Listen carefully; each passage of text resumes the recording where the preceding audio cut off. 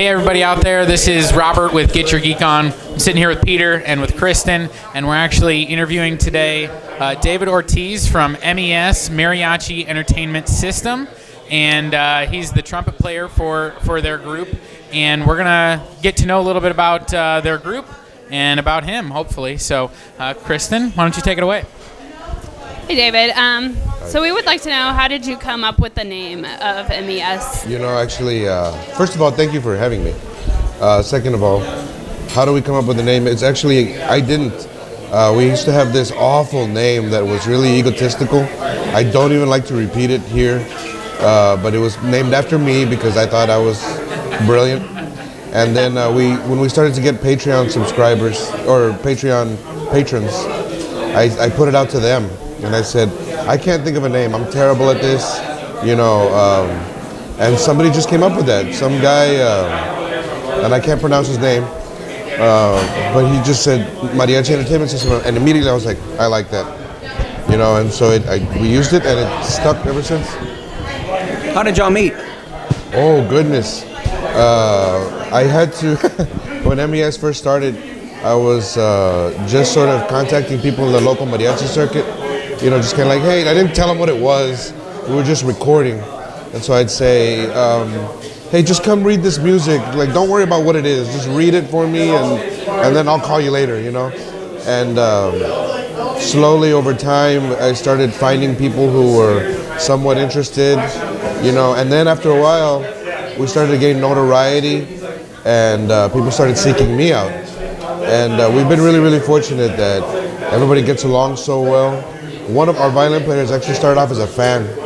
You know, he was like, he reached out to me, he's like, man, I'm a big fan, I play violin in San Antonio. And I was like, you want a job? You know, and so he works with us now, so yeah. But that's how we met, I guess. Yeah, that's really cool. So you have a YouTube page. Is it your own personal YouTube page, or is it your group's page? Yeah, I guess it's mine, because like I said, it started off with like, I thought I was really, you know, awesome, and I had that name, and yeah. So it's mine, and I would like for our members to take more part in our social media and things. Sure. So I made them administrators of our other things like Facebook and Twitter and things like that, but it's basically mine. So where can people go real quick? Because we're going to talk about some videos on there. I want to make sure they find a chance to get these. So where do they go on YouTube? YouTube is just YouTube Mariachi Entertainment System, and it's the channel. You'll see our logo, the little guitar with the controller on it, and the MES. It's the easiest way to find us. Perfect. Well, some of your videos, you're a man after my own heart. You're tasting tequila, right? You're finding out what's your favorite so far. My favorite, oh goodness, that's easy. It's this one, it's called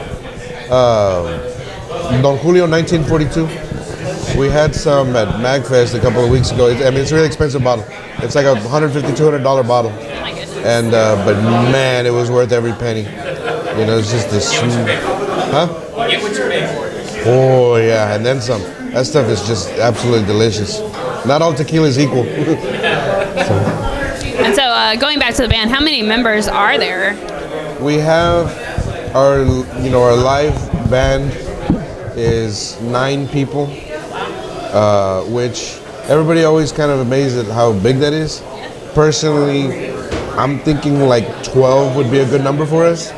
But it's hard to find people who have a good dynamic and get along well, that can read, that play mariachi, and that like video games. This is a very small group of people. They're basically all in my band right now, So yeah, I would like to be 12, but we're 9.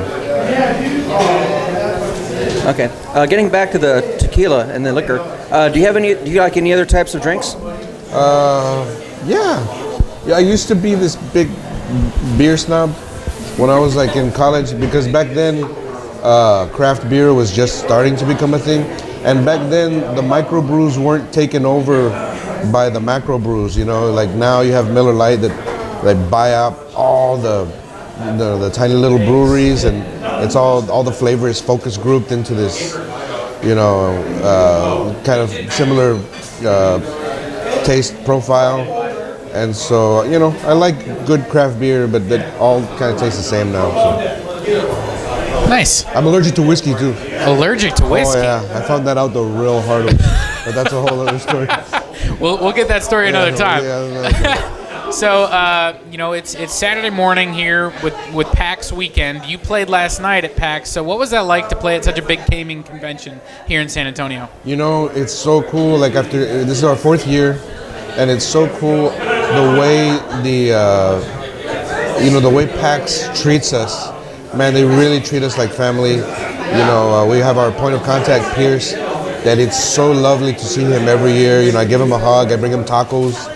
And everyone really does so good to facilitate for us, and it makes us, by the time we get on stage and we're ready to play, I mean, that's all we have to think about. It's just being on stage and ultimately providing an experience on behalf of PAX for the attendees.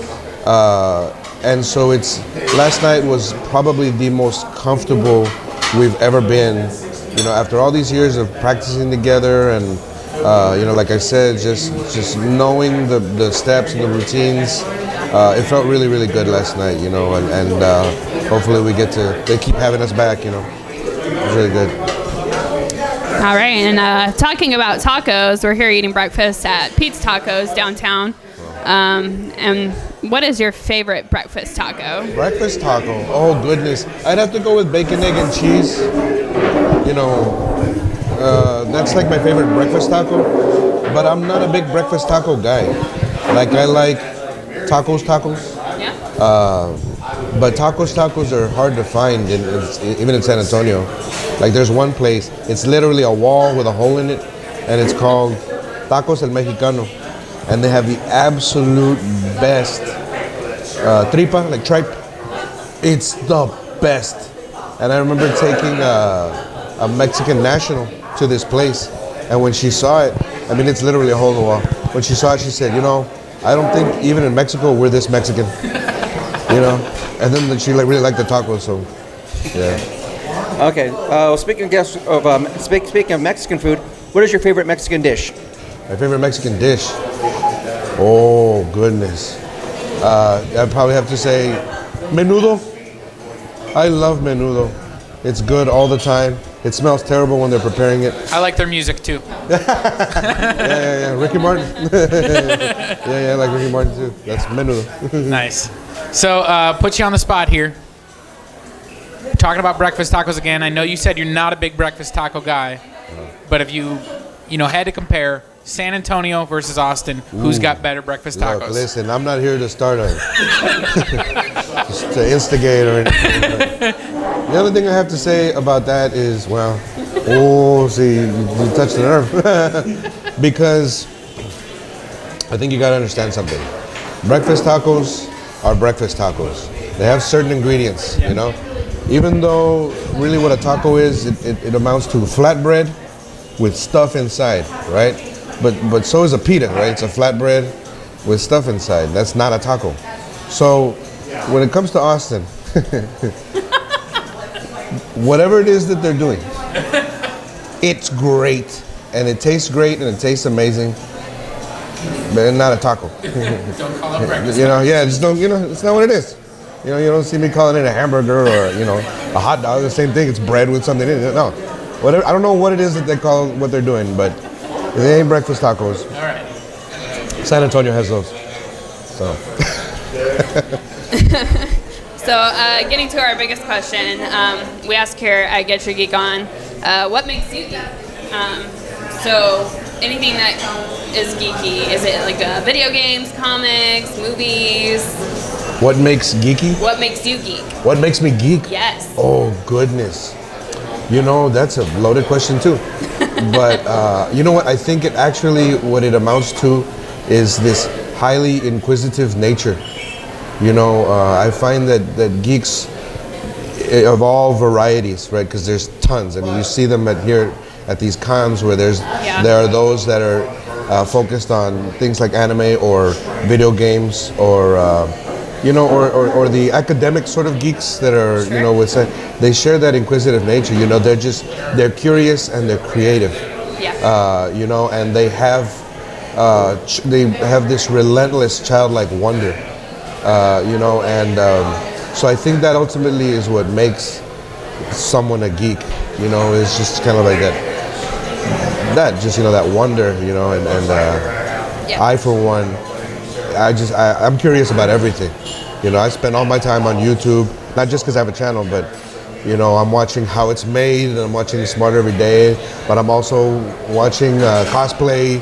I don't even do cosplay, but I'm watching some guy like cut Warbler, and, you know, I just want to know. I just want to know how it's done. So I think that's what it is. I don't know. Yeah. Well, thank you again for joining us. It was really nice to talk with you and get to know a little bit about you. Thank you. So appreciate your time here. So again, everyone, we are Get Your Geek On. Robert, Kristen, and we've got Peter over here. And again, our big thanks to David for coming out. And you know, you guys check them out. Check out their YouTube page. Check out their music. MES. They're a lot of fun. So again, thanks, and remember, what keeps you geeky?